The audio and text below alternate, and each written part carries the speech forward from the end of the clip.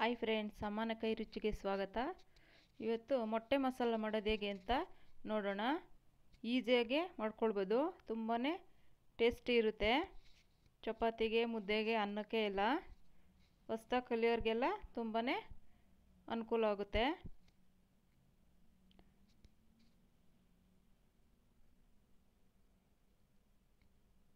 ಈಗ ಹೇಗೆ ಮಾಡೋದು ಅಂತ ನೋಡೋಣ. ನೋಡಿ, ಒಂದು ಮಿಕ್ಸಿ ಜಾರ್ ತಗೊಂಡು ಅದಕ್ಕೆ ಒಂದು ಈರುಳ್ಳಿ ಕಟ್ ಮಾಡ್ಕೊಂಡಿರೋಂಥದ್ದು, ಟೊಮೊಟೊ ಒಂದು ಚಿಕ್ಕ ಸೈಜ್ ಆದರೆ ಸಾಕು, ಬೆಳ್ಳುಳ್ಳಿ ಮತ್ತು ಶುಂಠಿ ಸ್ವಲ್ಪ. ಶುಂಠಿ ಕಡಿಮೆ ತೊಗೊಳ್ಬೇಕು, ಬೆಳ್ಳುಳ್ಳಿ ಜಾಸ್ತಿ ಇದ್ರೂ ಟೇಸ್ಟ್ ಚೆನ್ನಾಗಿರುತ್ತೆ. ಮತ್ತು ಒಣಮೆಣ್ಸಿನ್ಕಾಯಿ ಒಂದು 6ರಿಂದ 7. ನೋಡಿ, ಪುದೀನ, ಕೊತ್ತಂಬರಿ ಸೊಪ್ಪು.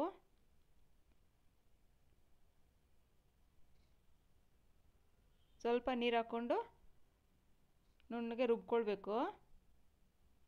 ನಾವಿಲ್ಲಿ ಚಿಲ್ಲಿ ಪೌಡ್ರ್ ಹಸಿಮೆಣ್ಸಿನ್ಕಾಯಿ ಬದಲು ಚಿಲ್ಲಿ ಪೌಡ್ರ್ ಹಾಕ್ಕೊಳ್ಬೋದು. ನೋಡಿ, ರುಬ್ಬಿದಾಗಿದೆ.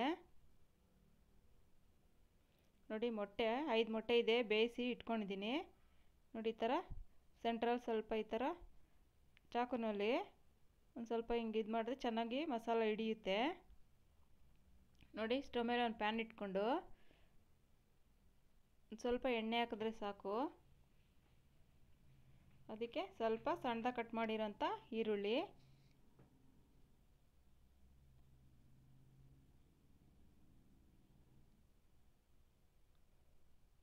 ಚೆನ್ನಾಗಿ ಬಾಡಿಸ್ಕೊಳ್ಬೇಕು.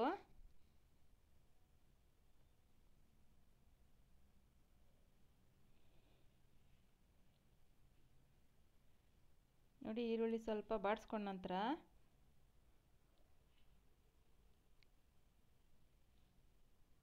ಅದಕ್ಕೆ ಸ್ವಲ್ಪ ಕಸೂರಿ ಮೇಥಿ, ಟೇಸ್ಟ್ ಚೆನ್ನಾಗಿ ಬರುತ್ತೆ ಕಸೂರಿ ಮೇಥಿ ಹಾಕೋದ್ರಿಂದ.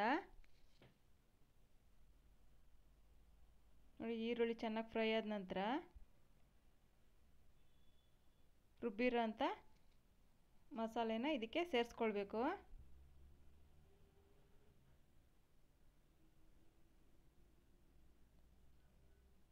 ನಿಮಗೆ ಕಲರ್ ರೆಡ್ ಬೇಕು ಅಂದರೆ, ಕೆಂಪಗೆ ಬರಬೇಕು ಅಂದರೆ ರೆಡ್ ಚಿಲ್ಲಿ ಪೌಡ್ರ್ ಹಾಕೊಂಡ್ರೆ ಬರುತ್ತೆ. ನಾನಿಲ್ಲಿ ಮೆಣಸಿನ್ಕಾಯಿ ಹಾಕಿದ್ದೀನಿ. ನೋಡಿ, ಸ್ವಲ್ಪ ಹಸಿ ವಾಸನೆ ಹೋಗೋವರೆಗೂ ಬಾಡಿಸ್ಕೊಳ್ಬೇಕು. ಸ್ವಲ್ಪ ಅರಿಶಿನ,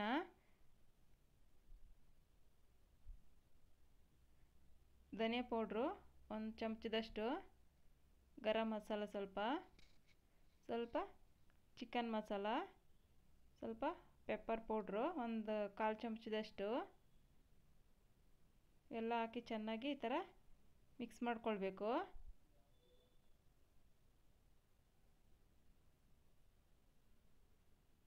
ತುಂಬಾ ಚೆನ್ನಾಗಿರುತ್ತೆ, ಚಪಾತಿಗೆ, ಮುದ್ದೆಗೆ, ಅನ್ನಕ್ಕೂ ಚೆನ್ನಾಗಿರುತ್ತೆ. ಒಂದು ಸ್ವಲ್ಪ ನೀರು ಹಾಕ್ಕೊಳ್ಬೇಕು. ನೋಡಿ ಹಾಕ್ಕೊಳ್ಬೋದು. ನಮ್ಗೆ ಜಾಸ್ತಿ ತೆಳು ಬೇಕು ಅಂದರೆ ಸ್ವಲ್ಪ ನೀರು ಹಾಕ್ಕೊಂಡ್ರೆ ತೆಳುವಾಗುತ್ತೆ. ನೋಡಿ, ಉಪ್ಪು ನೋಡ್ಕೊಂಡು ರುಚಿಗೆ ತಕ್ಕಷ್ಟು ಹಾಕ್ಕೊಳ್ಬೇಕು.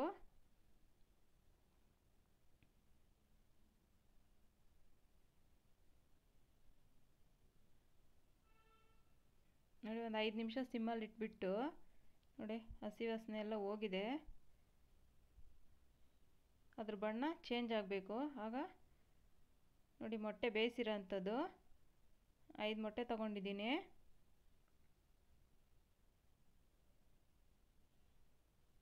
ನೋಡಿ, ಈ ಥರ ಎಲ್ಲ ಚೆನ್ನಾಗಿ ಮಿಕ್ಸ್ ಮಾಡಿಕೊಂಡು ಒಂದು 5 ನಿಮಿಷ ಸಿಮ್ಮಲ್ಲಿಟ್ಟು ಒಂದು ತಟ್ಟೆ ಮುಚ್ಚಿಬಿಟ್ರೆ ನೀಟಾಗಿ ಅದಕ್ಕೆ ಎಲ್ಲ ಮೊಟ್ಟೆಗೂ ಚೆನ್ನಾಗಿ ಉಪ್ಪು ಖಾರ ಎಲ್ಲ ಹಿಡ್ದಿರುತ್ತೆ.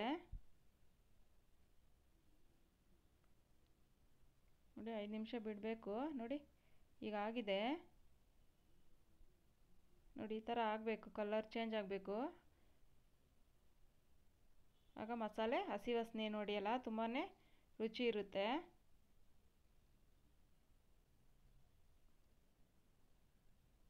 ಯಾರು ಬೇಕಾದರೂ ಮಾಡ್ಕೊಳ್ಬೋದು ಈಸಿಯಾಗಿ. ಹೊಸ್ದಾಗಿ ಕಲಿತಾ ಇರೋರು ಸಹಿತ ಆರಾಮ್ಸೆ ಮಾಡ್ಕೊಳ್ಬೋದು.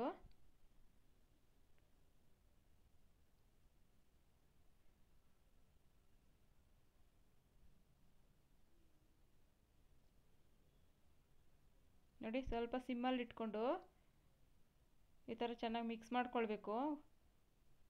ಉರಿ ಜಾಸ್ತಿ ಇಟ್ಟರೆ ಎಲ್ಲ ತಳ ಅಂಟುತ್ತೆ.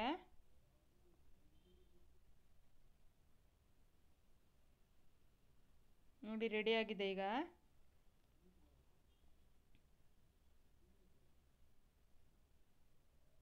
ನಮ್ಗೆ ಗ್ರೇವಿ ಜಾಸ್ತಿ ಬೇಕು ಅಂದರೆ ಇದಕ್ಕೆ ಸ್ವಲ್ಪ ನೀರು ಜಾಸ್ತಿ ಹಾಕ್ಕೊಂಡ್ರೆ ಗ್ರೇವಿ ಆಗುತ್ತೆ.